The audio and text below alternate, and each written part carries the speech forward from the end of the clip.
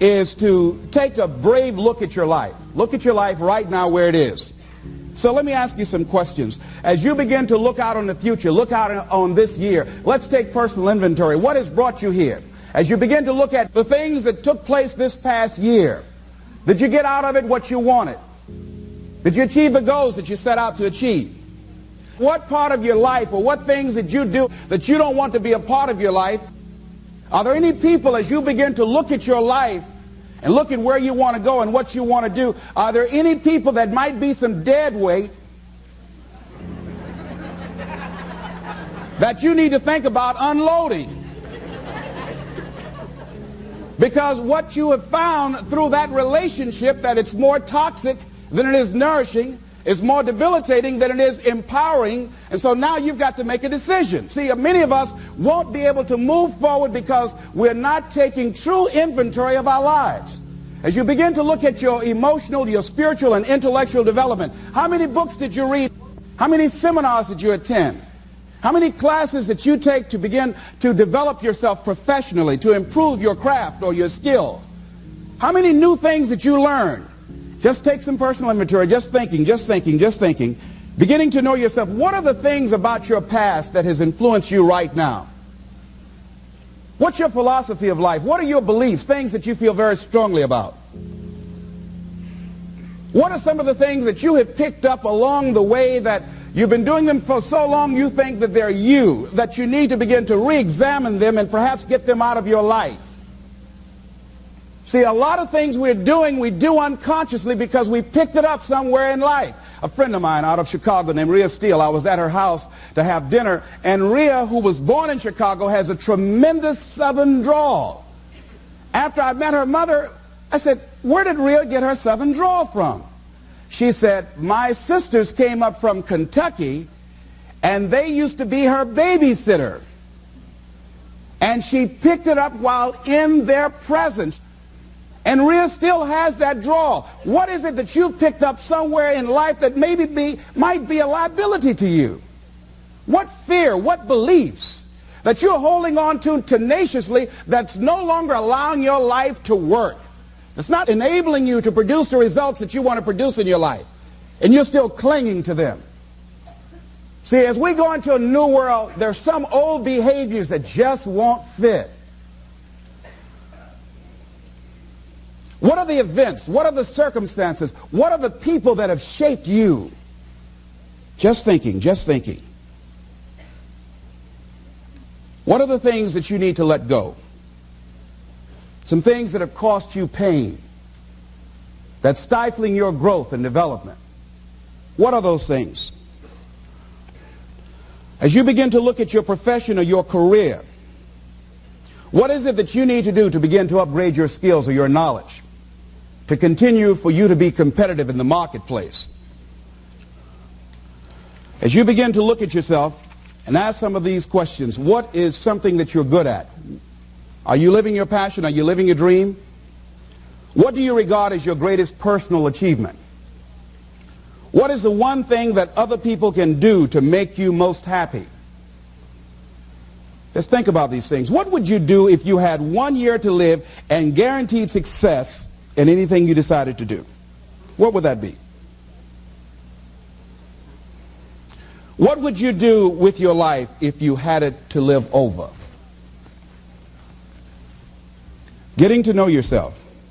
What is one value, one deep commitment from which you would never budge? What is one cause that you would like to become involved in to make a difference on the planet? I work in the Cook County Jail in Chicago. It gives my life a great deal of joy and fulfillment. Have you found something like that in your life that you could enjoy doing, working with people? I have a friend that's working with physically handicapped people. She said it's been the most rewarding experience she's ever had. She used to be a constantly depressed individual, always feeling sorry for herself. It has changed her life. She's a grateful person. She's found something that she's lost herself in. What is your biggest setback, failure, or defeat of the past year? What is it about you, if somebody really knew, they wouldn't get into a relationship with you?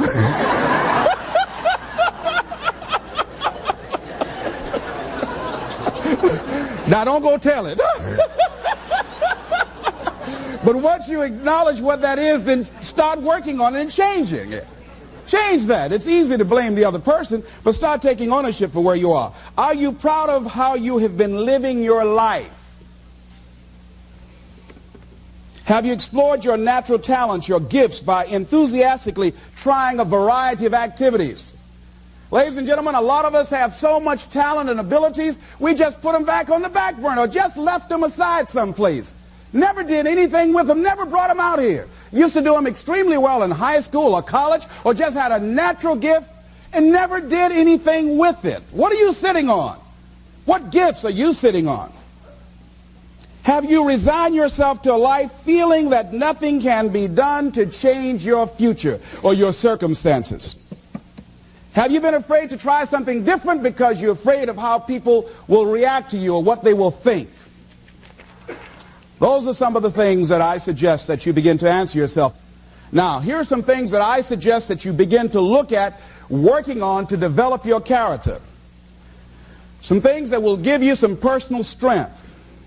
Webster says character building activities. He says character, the pattern of behavior or personality found in an individual or group. Moral strength, self-discipline, fortitude.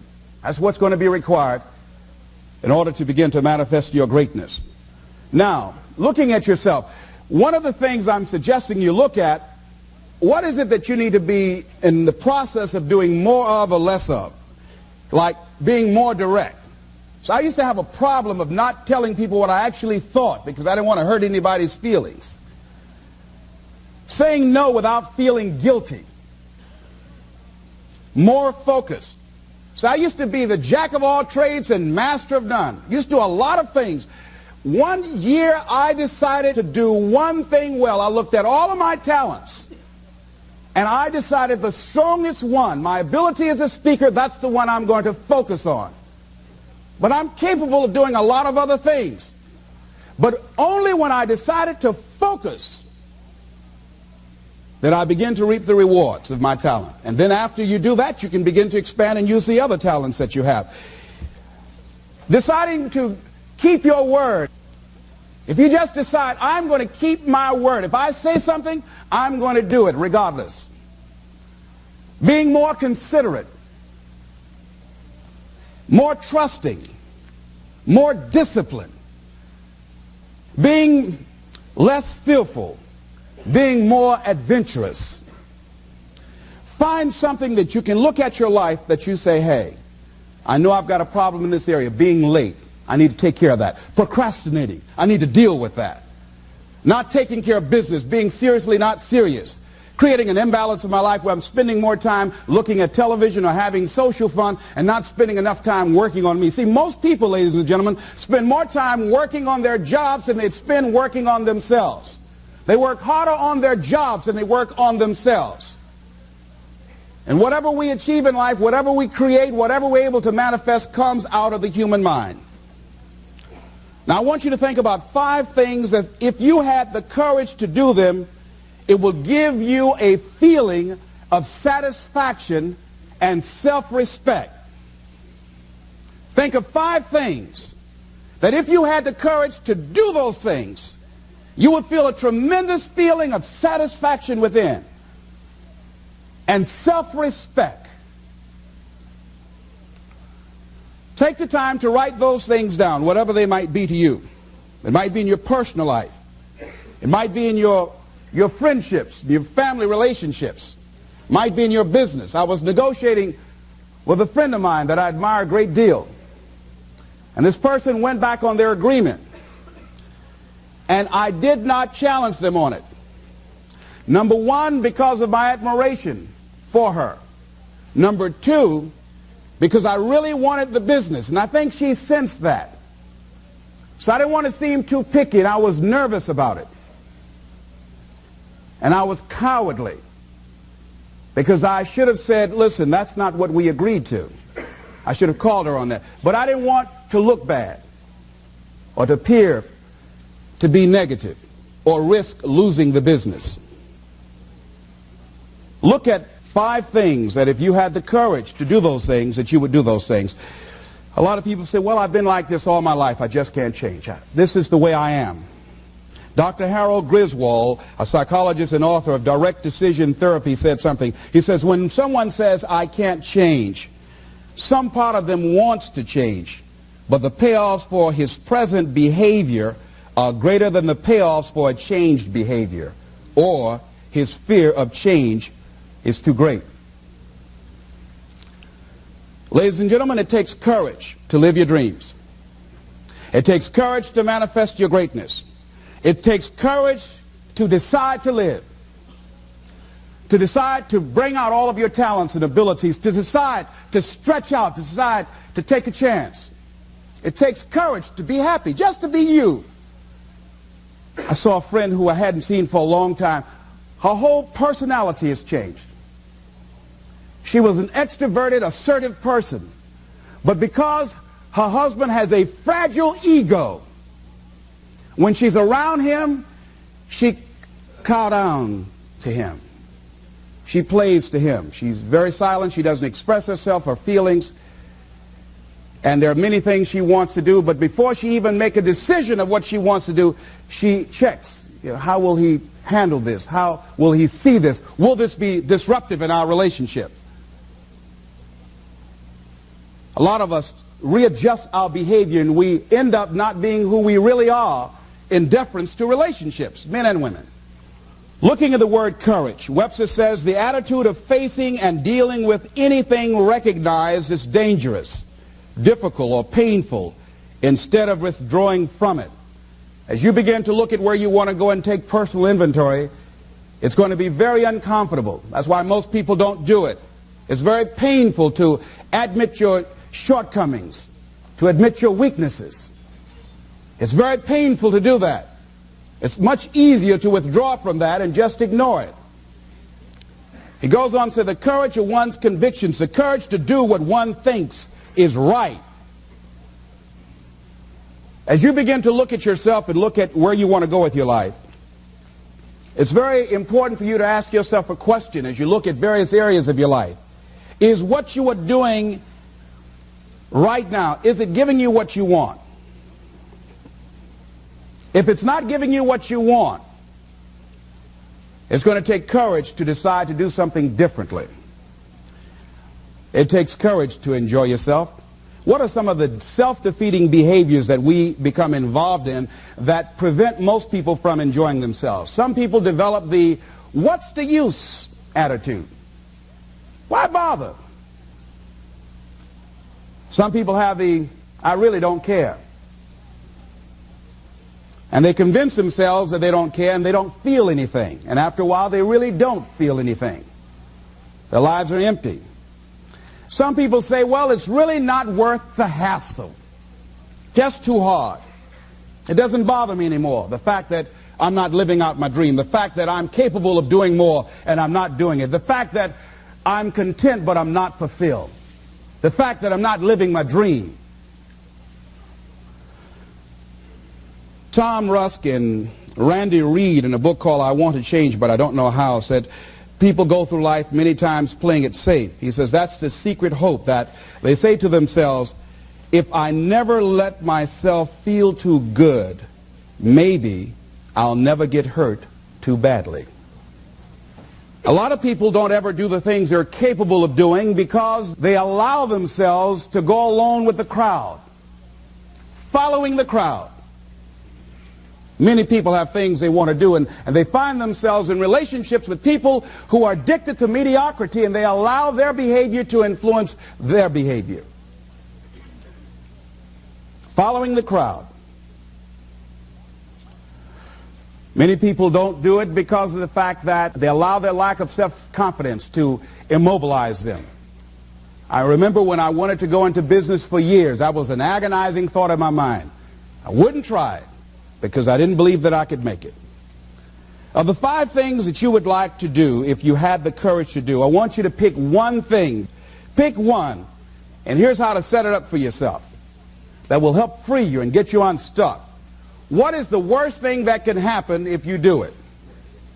What's the worst thing that can happen? Let's say going into business for yourself, or changing careers, or getting a divorce.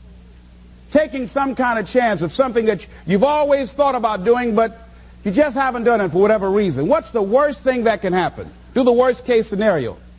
Now, when you do the worst case scenario, you write those things down, the worst things that you fear would happen. When you name your fears, that puts you in control. What are you afraid of? Name it, write it out so you can look at it. Confront that fear. What is it? I'm afraid that things might work out. What else, Les? Well, I've never been in business, okay? What else, Les? Well, I don't have all the help I need, okay? Good. What else, Les? Well, I don't have enough money, all right? Good. What else, Les? Well, I don't have a college degree. What else? I'm not as good as those other guys that I've seen up there speaking, okay? What else? Well, that's all I can think of right now, okay? Good. Now, that takes you to the next step. What are the benefits? What are the benefits of your acting courageously, taking life on? Well, part of what happened was that I felt better within myself, and I had a strong sense of self-respect. Going into business for myself, I made a lot of mistakes. Sometimes I was down on myself. I felt stupid. I felt dumb because people who were in business said, why would you do something like that? Well, I didn't know. Boy, were you really dumb. And I used to chime in with them. Yes, I guess I was. I didn't know any better. But the other thing is, I had to say to myself, but I did it. I did, even if I made a flop of it, I did it. I took the chance. I took the leap. What are the benefits of your acting courageously? Whatever it is that you've identified. Write the benefits down. And then focus on them. Focus on the benefits. Not on the liabilities. Not on your fears. Focus on the benefits. That which you hold in consciousness tends to manifest itself. Think about how good you feel. Think about the level of increased self-respect, the sense of self-worth that you'll feel. How good you'll feel getting up in the morning, looking yourself in the mirror because you're taking life on. The other thing is acknowledge your fears and then go into action. This book is called Feel the Fear and Do It Anyway. That's it. See, I believe anybody who's ever done anything, who's ever taken a chance, doesn't mean that they're not afraid. Courageous does not mean being the absence of fear. I think that being courageous is willing to do it because that's what you feel, and you're going to do it anyhow, regardless. So you're not going to be immobilized by your fears or your doubts. You admit, okay, I'm scared to death. Now, okay, what is it that I must choose to do? Go ahead and experience that fear, but don't let that fear immobilize you. In what you've done with your life thus far, is it giving you what you want? Is it giving you what you want? When you look toward the future, when you look at all that's going on out here, is there some place within yourself you say, hey, I know I need to be out there in that arena. I know I can do more than what I've been doing. I know there's some great music that I have within me that I haven't brought out here yet. Is that something that you begin to look at within yourself? So I used to do that, and I used to go to big rallies and see guys up speaking when I wasn't courageous enough to go out there and say, hey, my name is Les Brown, the motivator, Mamie Brown's boy, I want to talk. I would never do that. I'd just be back there looking at them and wanting to get their autograph and would say, can I meet you, Mr. Waitley, or can I meet Mr. Zig Ziglar? Please tell him, who are you? Oh, Les Brown. Because I felt within myself I was a nobody. So who am I to go talk to these guys and go get their autographs? I like to do what you do.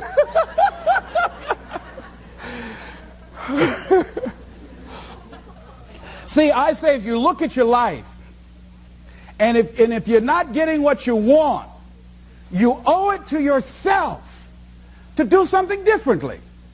If you're on a job, 85%, they say, of Americans go to jobs that they're unhappy.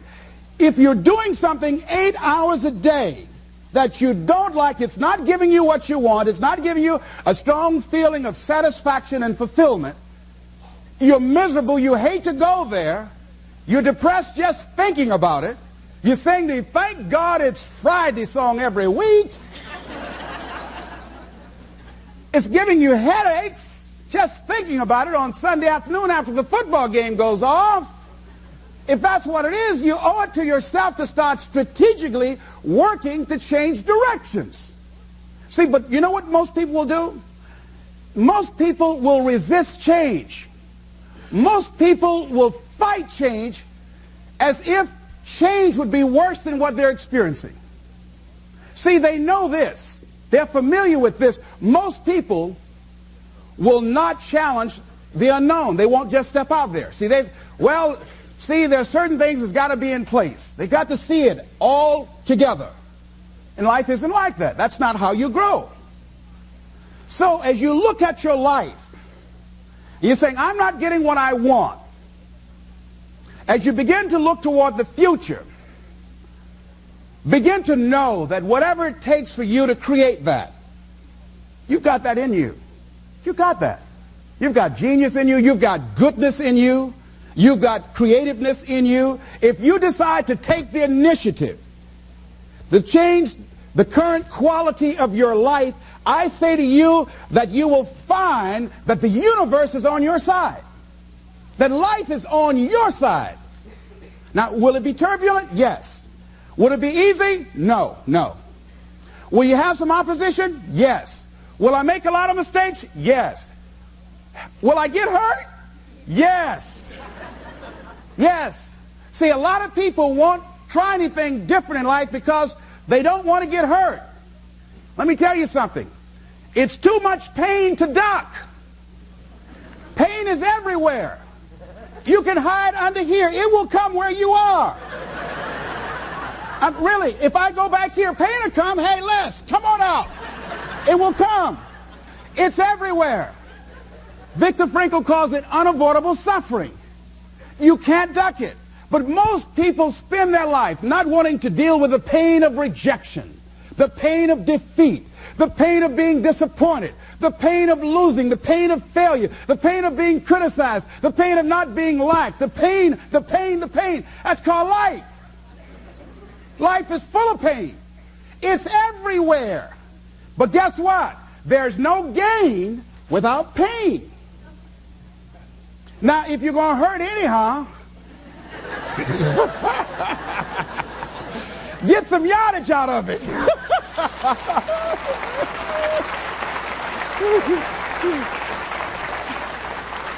Because it's the pain of regret that you experience. If I had it to do over again, that's a pain. Don't you know that's something? When you know, I was in a seminar once and this lady stood up. If I had my life to live over again, she talked about all of the things that she would do. And you can feel the pain of regret in her voice. The pain of regret. She still experienced pain. She was trying not to experience the pain of defeat, the pain of disappointment, the pain of loss, the pain of lack of support. And she still experienced pain. It was right there. We can't get around it. Most people are governed by their habits, their fears, and the opinions of others. A lot of people never try anything differently because they have been convinced by people in their lives that they value that they can't do it. They're living within the context of the opinions that other people have of them, the low expectations. Many people doubt themselves because when they thought about doing something at some critical point in their lives, somebody they respected and honored, somebody they believed in, somebody that they loved, someone they trusted said, you can't do that. And they accepted that. That's why I didn't go off to college. I had an instructor that I believed who said, you're not college material, Mr. Brown.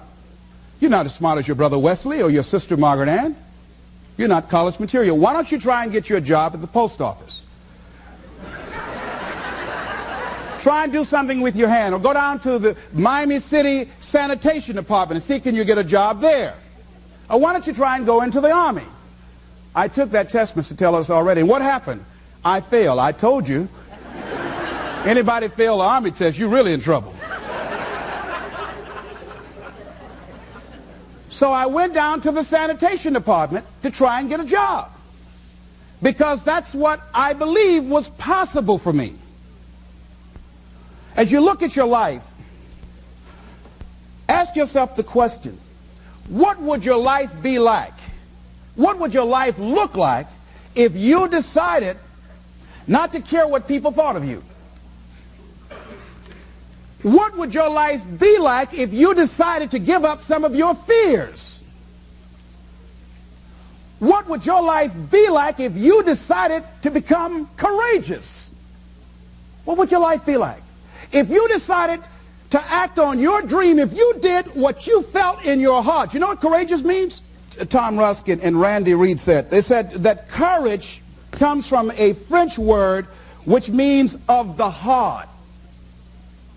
How does it feel to you? He says it's courage, you know, it takes courage to live. Says most people go through life not allowing themselves to step out because they don't want to let go. They don't want to be blown around. They don't want to be moved. The courage to face life's whirling wind of contradictions. The courage to love yourself. The courage to love. For years, I was afraid to love. The courage to take a chance. The courage to be who you are. He says courage isn't for somebody else, for medals, applause, or moral debts. Courage is what at that moment feels most right for you. Not just situational ethics, but what feels right in your heart. The word of the heart. What feels right in your heart.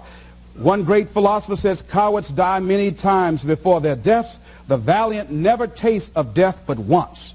What does that mean? That valiant people aren't afraid? No, no, no. It means that they experience that fear and they move forward.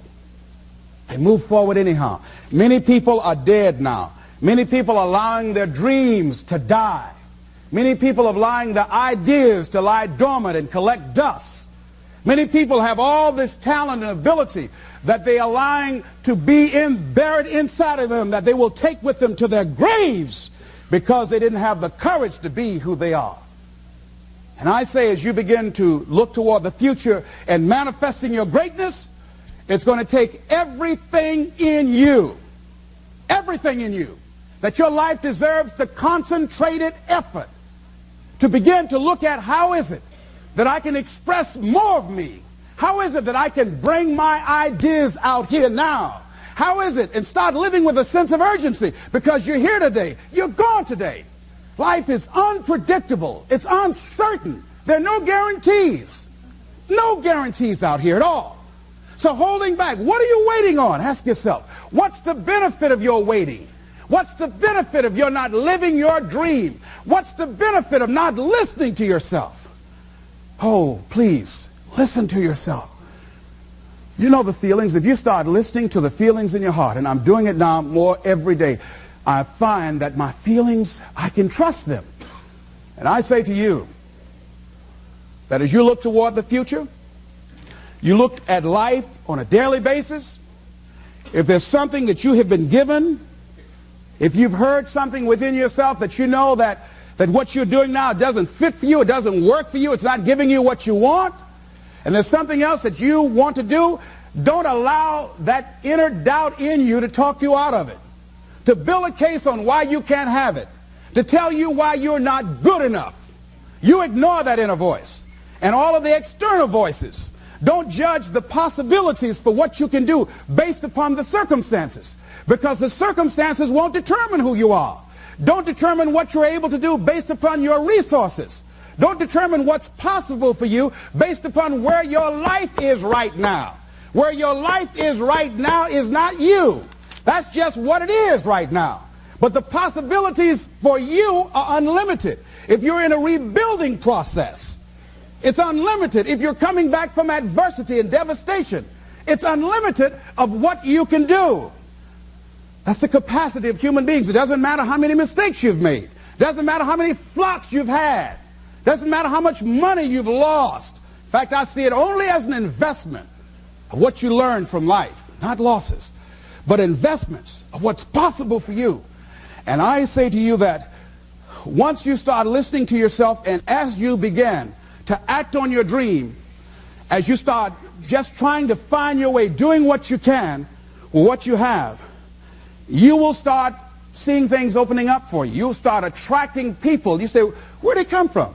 Things will start coming together, clicking for you. You say, whoa. You start brainstorming. Ideas will come out of nowhere as you focus on it.